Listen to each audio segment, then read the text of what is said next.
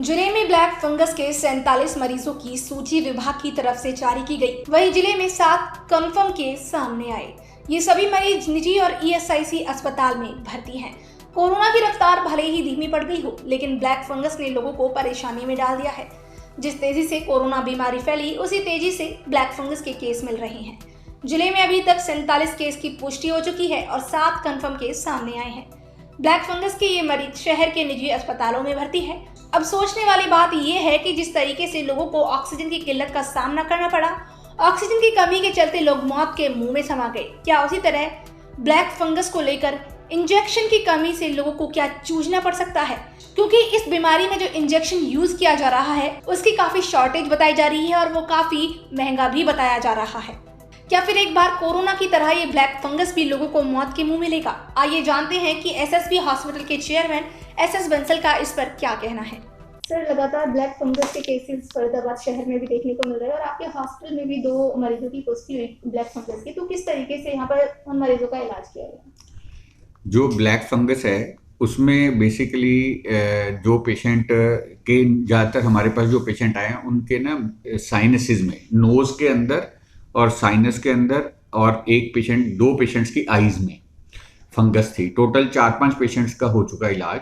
तो जो पेशेंट हमारे पास आए थे ब्लैक फंगस के, उनमें ज़्यादातर पेशेंट्स को ब्लैक फंगस नोज़ के थ्रू साइनसिस में गई और नोज़ के थ्रू आई में गई। तो लकीली उनके ब्रेन तक फंगस नहीं पहुंची थी ब्लैक फंगस। तो इसलिए नेज़ल एंडोस्कोपी करके ब्लैक फंगस को निकाल के उसका टेस्ट किया गया पहले। तो उसके टेस्ट में ये पुष्टि हुई कि वो ब्लैक फंगस है, म्यूकोरमाइकोसिस है। उसके बाद हमने उनका जो ब्लैक फंगस थी उसको रिमूव किया सर्जिकली। पहले उसकी सर्जरी हुई। सर्जरी के बाद उस ब्लैक फंगस को निकालने के बाद, ब्लैक फंगस का प्रॉब्लम क्या होता है कि ब्लैक फंगस जो है बहुत जल्दी जो ब्लड वेसल्स हैं उनके इन्वेड कर देती है। उनकी इन्वेजन की वजह से वहाँ पे टिश्यू डैमेज होना शुरू हो जाता है। तो जो हड्डी होती है उसमें भी होल हो जाते हैं और उसके थ्रू वो आई में चली जाती है। आई हड्डी पियस करके फिर वहाँ से वो ब्रेन में चला जाता है। इसलिए ब्लैक फंगस को निकालने के लिए हमें क्योंकि वो जितना दिखाई देता है उससे उसकी रूट्स जो हैं उसके अंदर चली जाती हैं हड्डी में और ब्लड वेसल्स में। तो उनको हमें ऑपरेशन करके जितनी ब्लैक फंगस दिखाई देती है वो भी निकालनी पड़ती है, उसके आसपास का टिश्यू भी निकालना पड़ता है, हड्डी भी निकालनी पड़ती है वहाँ की। तो पहले इन सारे पेशेंट्स का ऑपरेशन करके उनकी ब्लैक फंगस के आसपास का सारा एरिया निकालना पड़ा। उसके बाद जैसे एक पेशेंट के पैलेट तक पहुंच गई थी, मुंह के नोज के थ्रू उसके अपर पैलेट जो होती है हमारी, ये पैलेट है, इस तक पहुंच गई थी। तो इस पैलेट को निकाला गया, नाक की हड्डी को निकाला गया। फिर एक पेशेंट की आंख के अंदर चली गई थी तो उसकी आंख का ऑपरेशन किया गया। तो इस तरह से प्लस एम्फोटेरिसिन दवाई दी गई। एक दवाई आती है एम्फोटेरिसिन भी, उसके इंजेक्शन दिए जाते हैं। जब तक पूरी तरह से फंगस क्लियर ना हो जाए तब तक उसके इंजेक्शन कंटिन्यू करे जाते हैं। फिर उसके बाद टैबलेट पे उसको घर भेज देते हैं। पोसाकोनाजोल करके टैबलेट आती है, उस पर हम उनको डिस्चार्ज कर देते हैं। तो इस तरह से हमने 4-5 पेशेंट्स का इलाज किया है। और हमारे फॉर्चुनेटली ये कहूँगा कि क्योंकि लोकलाइज्ड फंगस थी, नाक और आंख तक ही सीमित थी, ब्लड में नहीं गया था फंगस, लंग में नहीं गया था और ब्रेन में नहीं गया था, इसलिए सारे पेशेंट ठीक हो गए। अगर ब्लैक फंगस लंग में चली जाए, ब्रेन में चली जाए, या बॉडी के किसी एक पेशेंट का इंटेस्टाइन में भी थी फंगस, तो ऐसे पेशेंट्स इनका यूजुअली क्या होता है, ऑपरेशन से ठीक होते हैं। ये सबसे इंपॉर्टेंट होता है कि जहाँ पे ब्लैक फंगस है वहाँ से ऑपरेशन करके उसको निकाल दिया जाए, उसके आसपास का हेल्दी टिश्यू निकाल दिया जाए, और बाकी फिर दवाइयों का काम होता है। फिर दवाई पे आप कर सकते हो। अगर पहले आप सर्जरी से नहीं निकालते तो फिर ब्लैक फंगस को ठीक करना बड़ा मुश्किल है। जी डॉक्टर, जिस तरीके से एक महामारी के दौरान ऑक्सीजन की किल्लत से लोगों को जूझना पड़ा था और लगातार जाने भी गई, क्या लग रहा है कि फरीदाबाद शहर में इंतजाम हैं तो अगर ब्लैक फंगस के और भी केसेस सामने आते हैं, क्योंकि जो इसका इंजेक्शन है वो भी काफी महंगा बताया जा रहा है, तो कैसे लोग इसको अफोर्ड करें? आप कहना चाहते हो कि नहीं, ऑक्सीजन की तो ब्लैक फंगस से कोई इशू नहीं है। नहीं, जिस तरीके से जो ऑक्सीजन का प्रॉब्लम ये है कि ऑक्सीजन को जो लगाने वाली जो नलियां हैं, जो ट्यूब्स हैं, जो नाक में लगाते हैं जिससे ऑक्सीजन डिलीवर होती है, वो साफ होनी चाहिए, स्टेराइल होनी चाहिए।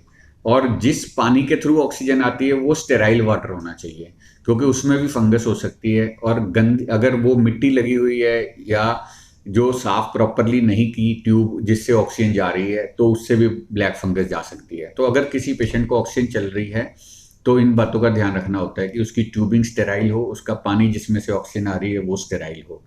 उसके बाद आपने पूछा कि जो शॉर्टेज ऑफ ड्रग्स है वो एक बहुत बड़ा चैलेंज है। एम्फोटेरिसिन बी लाइपोसोमल जो चाहिए होती है ब्लैक फंगस के इलाज के लिए, उसकी एक्सट्रीम शॉर्टेज है और फरीदाबाद में हरियाणा गवर्नमेंट के थ्रू ही वो मिलती है और पूरी डोजेज पर्याप्त मात्रा में नहीं मिल पा रही हैं पेशेंट्स को। तो उसका ऑल्टरनेटिव ड्रग है पोसाकोनाजोल। हम फिर जिसको नहीं मिल पाती है हम उसको पोसाकोनाजोल दवाई देते हैं। तो मेन तो इसमें सर्जरी से आप पूरा निकाल दो अगर फंगस, फिर उसके बाद पोसाकोनाजोल से भी कंट्रोल हो सकता है। अगर बचा हुआ थोड़ा सा भी रह जाता है फंगस तो वो कई बारी फिर दोबारा फैल जाता है। तो इस पेशेंट्स थे क्या ये कोविड पॉजिटिव थे? ये पेशेंट सारे कोविड के थे। हमारे पास जितने पेशेंट आए, हालांकि ब्लैक फंगस बिना कोविड के भी हो सकती है, जिनका ट्रांसप्लांट हुआ है, किडनी ट्रांसप्लांट, लिवर ट्रांसप्लांट, या पेशेंट्स जो बहुत हाई डोजेज ऑफ स्टीरॉयड पे होते हैं। पर ज़्यादातर अभी जो पेशेंट देखने को मिल रहे हैं ब्लैक फंगस के, वो सारे कोविड पेशेंट्स हैं। उनको लंबे टाइम तक जिनको स्टीरॉयड चले हैं, या कोई पेशेंट है जिसको बहुत लंबे टाइम तक नहीं भी चले हैं, तो भी उनको पर्टिकुलरली अगर डायबिटीज़ हो, शुगर बहुत हाई हो जाए और उनका एक्सपोजर हो जाए ब्लैक फंगस को किसी तरह से, स्पोर्स अगर वो इनहेल कर लेते हैं, ब्लैक फंगस के स्पोर्स होते हैं, वो स्पोर्स अगर साइनसिस में चले जाते हैं, नाक के आसपास साइनस होते हैं, हमारे कैविटीज़ होती हैं, उन कैविटीज़ के अंदर अगर सांस के साथ चला जाता है ब्लैक फंगस का स्पोर, और अगर पेशेंट का शुगर हाई हो, उसका एसिड लेवल हाई हो, और उसके अंदर उसके अलावा स्टीरॉयड्स की वजह से या किसी दवाइयाँ हम देते हैं इसके लिए, कोविड के लिए लंबी एंटीबायोटिक्स चलती कई पेशेंट्स को, और उसके अलावा कई पेशेंट्स को टोस्लीजुमैब जैसी दवाई चलती है। तो ऐसे पेशेंट्स में ब्लैक फंगस अगर अंदर चली जाती है पेशेंट के, तो वो वहाँ सेटल हो जाती है, वो बॉडी उसको हैंडल नहीं कर पाती है। तो ऐसे पेशेंट्स में ही देखने को मिल रही है आजकल। उम्र बता सकते हैं आप इनकी कितनी रही होगी? क्या एक ही एज ग्रुप में थे पेशेंट्स या फिर कोई ज्यादा उम्र का था, कम उम्र का था? ब्लैक फंगस जितने कोविड के पेशेंट है, कोविड के पेशेंट यूजुअली 20 साल से ज़्यादा उम्र के सारे आ रहे हैं, 30 के यूजुअली जितने पेशेंट थे उनमें सबसे जो कम उम्र का था वो 30 के करीब था, और जो उसके बाकी 60 का भी था, डायबिटीज़ भी थी उनको। हाँ, इवन 30 इयर्स ओल्ड वाला जो पेशेंट था ब्लैक फंगस का, उसको पता नहीं था कि मुझे डायबिटीज़ है, तो उसका भी टेस्ट करने पे शुगर हाई आया था। तो डायबिटीज़ भी थी हर पेशेंट को। जी, जैसा कि आपने बताया जो इसमें डोज दी जा रही है उसका काफ़ी शॉर्टेज है। अगर जो ये डोज है इसकी पूरे तरीके से यहाँ पर होगा तो क्या विदाउट ऑपरेशन इसका इलाज किया जा सकता है? नहीं किया जा सकता, क्योंकि जो दवाई है इसके साथ साथ सर्जरी भी जरूरी है। क्योंकि अगर आप दवाई देते हो तो जो ब्लैक फंगस पूरी तरह से ख़त्म नहीं हो सकती।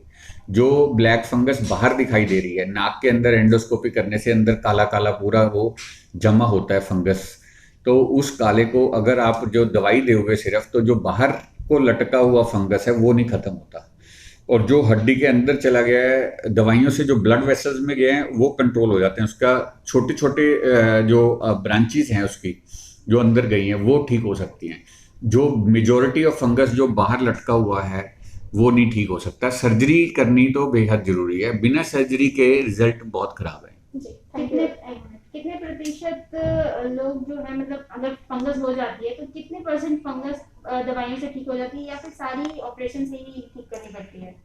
मेजॉरिटी फंगस जो दिखाई दे रही है आंख से जो दिखती है वो सर्जिकली निकालनी पड़ती है। उसके अलावा ये भी उसके नीचे का हिस्सा भी निकालना पड़ता है। जो हेल्दी टिश्यू है जिसमें फंगस नहीं दिखाई दे रही, जिसके ऊपर फंगस बैठी हुई थी, उसको हेल्दी पोर्शन को भी निकाला जाता है, ताकि उसके, क्योंकि फंगस क्या है वो इन्वेड करती है, वो उसकी रूट्स अंदर चली जाती हैं, वो अंदर की तरफ फैलती जाती है। तो जो नहीं दिखाई दे रही वो भी निकाल देते हैं, थोड़ा आसपास का हिस्सा, उसके बाद दवाई देते हैं। अगर खाली दवाई देंगे, उसको निकालेंगे नहीं, तो फिर सक्सेसफुल नहीं होगा।